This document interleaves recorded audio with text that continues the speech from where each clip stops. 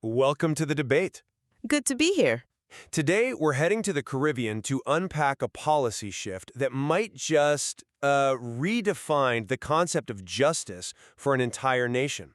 On February 3rd, 2026, Jamaica's Justice Minister Delroy Chuck tabled a concept paper in the House of Representatives, and it is making waves. It's titled Advancing Justice Through Alternative Dispute Resolution, ADR, for Jamaica.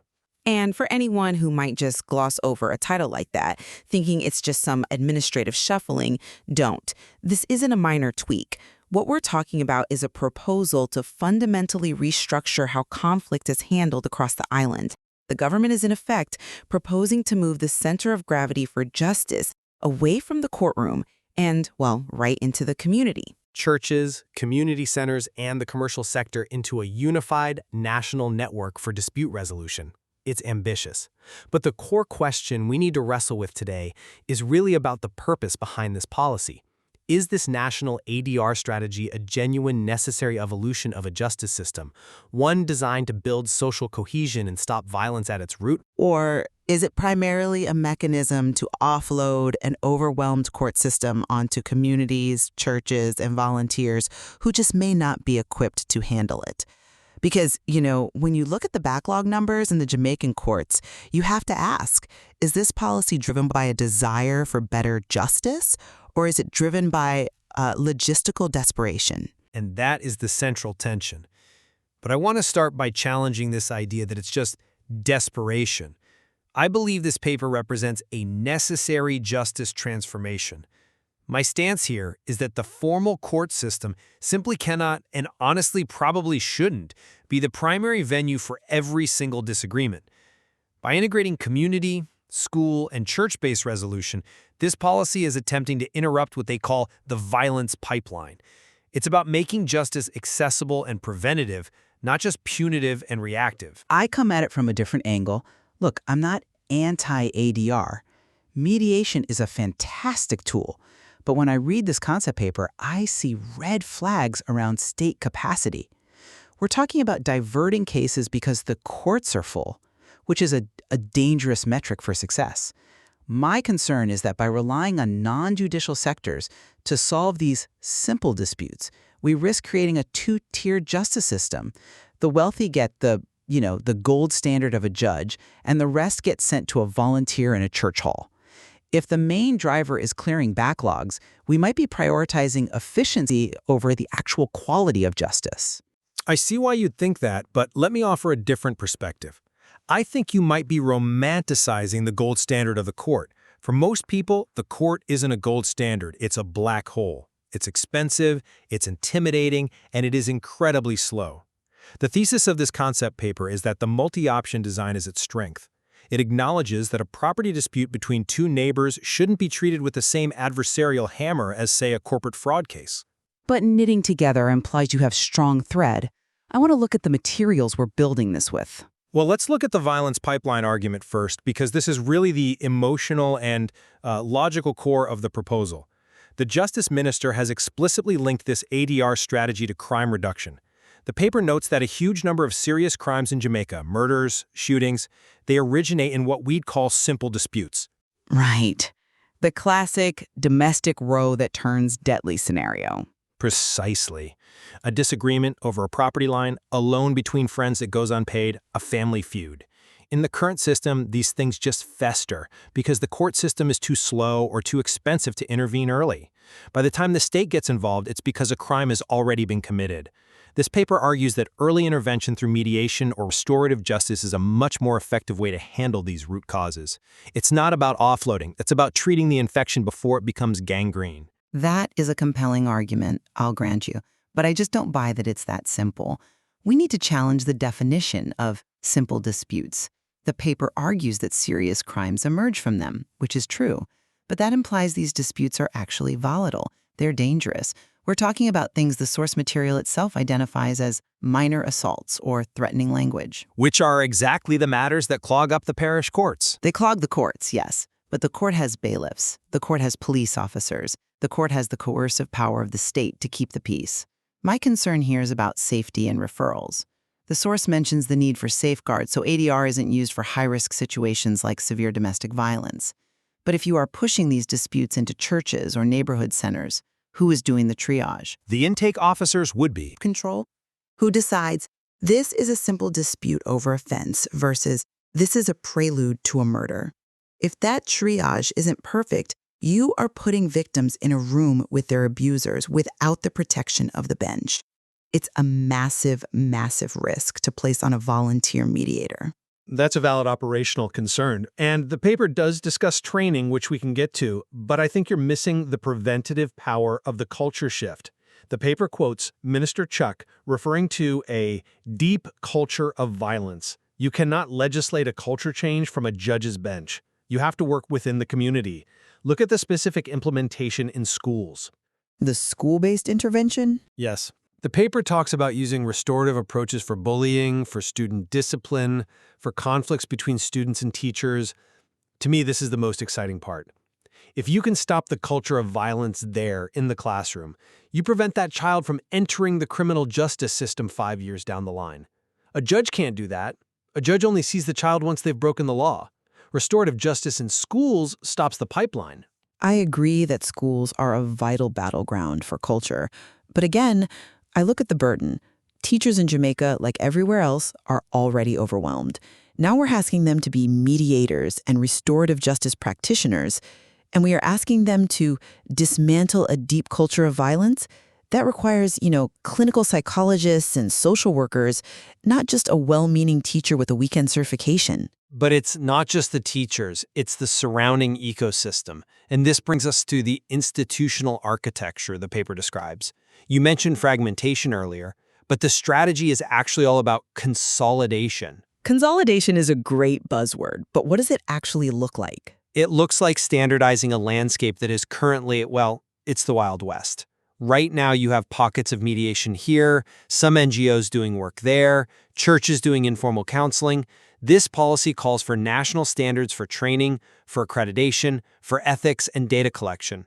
It's about professionalizing the sector so that a mediator in Westmoreland has the same competency as one in Kingston. And professionalizing costs money. And this is where my cynicism kicks in. The source specifically mentions that scaling up requires recurrent funding and cross-ministerial coordination. Which is standard for any government program. But this is the Jamaican justice system we're talking about. The very reason we have a backlog is a lack of resources, not enough judges, not enough court staff, infrastructure issues. So if the government can't fund the formal courts, hence the backlog, where's the money coming from to accredit, monitor, and train thousands of mediators across every single parish? Well, the argument is that ADR is significantly cheaper than litigation. It's cheaper if you don't pay the people doing it, and that leads to the partnership model. The plan involves partnering with 3,000 church congregations. That is a massive reliance on civil society to do the state's job. I wouldn't call it doing the state's job. I'd call it leveraging the institutions that people already trust. In many communities in Jamaica, the pastor is a more trusted figure than the magistrate. Trusted, sure, but trained in legal nuance, maybe not. And there's a constitutional question here, too. I mean, when you involve 3,000 congregations, you're introducing religious dynamics into state justice. What happens if I have a dispute and I'm referred to a center run by a denomination I don't agree with? Or what if my lifestyle choices, maybe I'm in a common law union, maybe I'm LGBTQ, what if they conflict with the doctrine of the mediator? But the paper is clear on this. It's a multi-option design. You aren't forced to go to the church. You can go to a restorative justice center or a court-annexed mediator. The church is just one avenue to widen the net. It's about meeting people where they are. If a grandmother feels more comfortable settling a dispute in her parish hall than in a cold courthouse, why on earth deny her that? I'm all for options, as long as they are real options. My fear is that the church centers will be the ubiquitous free option, and the secular professional centers will be scarce. Which brings us right to the inequality issue. You're worried about the rich man's court scenario? Absolutely. The paper talks about promoting commercial mediation and arbitration to resolve contract disputes. We know how that works. Large corporations and wealthy individuals use arbitration because it's fast, private, and they pay for expert arbitrators. They get swift justice. And that clears the docket for everyone else. Does it, or does it just mean the wealthy opt out of the public system entirely? Meanwhile, the marginalized communities, who the paper admits find courts intimidating or costly, they get steered toward community centers. It risks becoming a system where if you have money, you get enforceable contracts, and if you're poor, you get healing circles. I'm not convinced by that line of reasoning because it implies that the healing circle is somehow inferior. For many of the disputes in these communities, family issues, neighborhood toxicity, a healing circle is actually superior to a court judgment. A court judgment cannot make neighbors like each other. It cannot stop the bad blood. Restorative justice can. When it works, yes. And regarding access right now, for those marginalized communities, the alternative isn't a high-powered trial. The alternative is nothing. They don't go to court because they can't afford it. They let the conflict fester until it becomes violence. ADR offers a culturally relevant, geographically closer option. It's not about giving them less justice, it's about giving them justice that actually speaks their language. Look, if the courts are intimidating, the state should fix the courts. Make them less intimidating. Don't just divert the citizens because you failed to make the judiciary accessible in the first place. But we have to be realistic about the role of the court. The paper states the goal is to leave complex or precedent-setting cases in the judiciary. This is a better use of highly trained judges. Why should a high court judge be settling a dispute over a mango tree or a goat that wandered into a garden? Because for the person who owns that goat, that is their livelihood. It matters. But I do want to pivot to the investor confidence angle, because this was a key pillar in the minister's presentation. Yes, the economic argument. The paper links ADR to the economy, saying it will strengthen investor confidence by providing predictable, faster resolution. We know international investors hate uncertainty. They hate waiting 5 years for a contract to be enforced. Which is a fact. If you want foreign direct investment, you need a functioning dispute resolution system. I agree, but it makes me wonder if the push for efficiency is really about making the country look good for the doing business reports, rather than delivering justice to the average citizen. Fast justice for investors can often mean summary justice for everyone else. Are we streamlining the system to help the small business owner in Mandeville or to help the conglomerate in New Kingston? I think that's a cynical read. A functioning economy lifts everyone. If businesses can resolve contract disputes quickly through arbitration, they employ more people. They take more risks. And if those employees can resolve their neighborhood disputes through mediation, they are safer and more productive.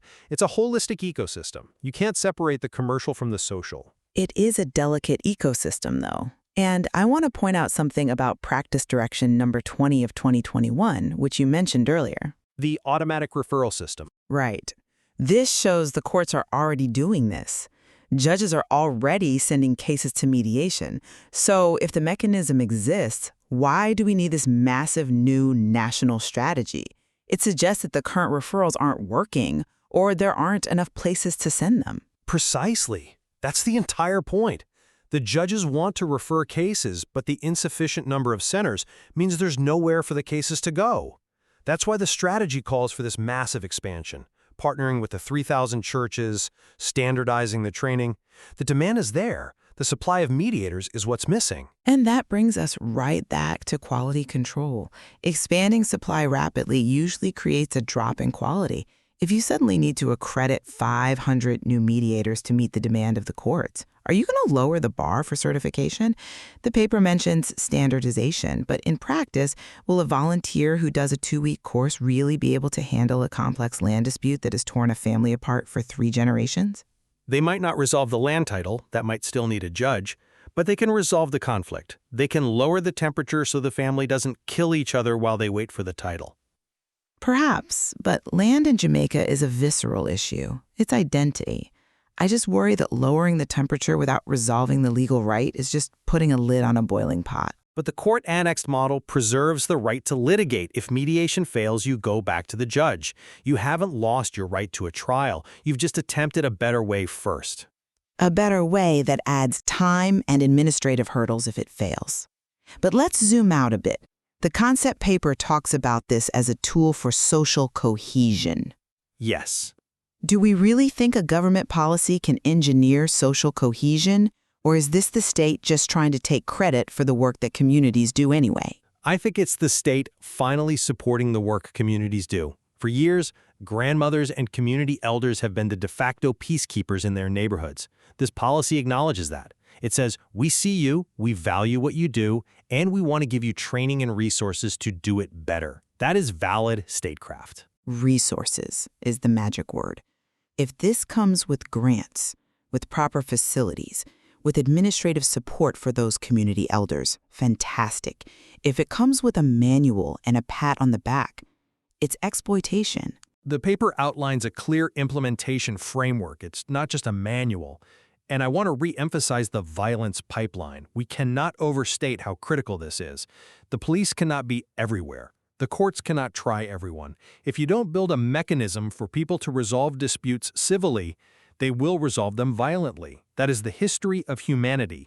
This is an attempt to build that civil mechanism. I don't disagree with the necessity. The status quo is untenable. We are drowning in cases and we are drowning in violence. My skepticism is purely on the how. The reliance on voluntarism scares me. Justice is a state function. It should be funded like a state function, not treated like a charity drive. But in a resource-constrained environment, you have to be creative. And frankly, community justice is often better than state justice. It restores, it heals, the state punishes.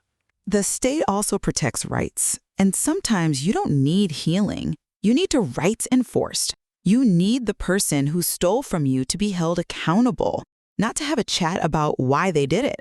And for those cases, the criminal court remains. This isn't abolishing the judiciary. It's filtering the noise so the judiciary can focus on the signals that matter. Filtering the noise. See, that language worries me. One man's noise is another man's cry for help. I see why you'd say that, but let's look at the numbers. If 40% of the court's time is taken up by disputes that could be settled in an afternoon of mediation, that is a disservice to the other 60% of people waiting for serious trials. Efficiency is a form of justice. Justice delayed is justice denied, as the saying goes. True, but justice rushed is justice ruined. Let's start to wrap this up. When I step back and look at this concept paper, Advancing Justice Through ADR, I see a modern, mature recognition that justice is not one size fits all. By using ADR to handle neighborhood rows, family conflicts, and business disputes, Jamaica is attempting to build a peace-building infrastructure. It complements the legal system and it aids sustainable development. It's ambitious, yes, but it addresses the reality that the gavel alone cannot fix a broken community. And I will concede that durable agreements and healing are excellent goals. No one wants more litigation. But the success of this policy hinges entirely on resources and oversight. Without massive, recurrent funding for the centers that are already deemed insufficient, and without strict monitoring of this so-called standardization, this risks being a cost-cutting measure. It risks privatizing justice responsibilities to schools and churches that are already overburdened. We can certainly agree on one thing. The current backlog is unsustainable. Absolutely. Doing nothing is not an option. The disagreement really lies in whether this national strategy creates a robust new pillar of justice or, as you fear, a fragile safety net. Exactly. And the proof will be in the implementation, specifically in the budget lines and the training manuals. Will the mediators be professionals or well-meaning amateurs? That's what will determine if this stops the violence or just hides it. We encourage our listeners to read the concept paper, Advancing Justice Through Alternative Dispute Resolution for Jamaica, and decide for themselves, is this the future of justice or a logistical bypass? It's a debate worth having. Thanks for listening to the debate. See you next time.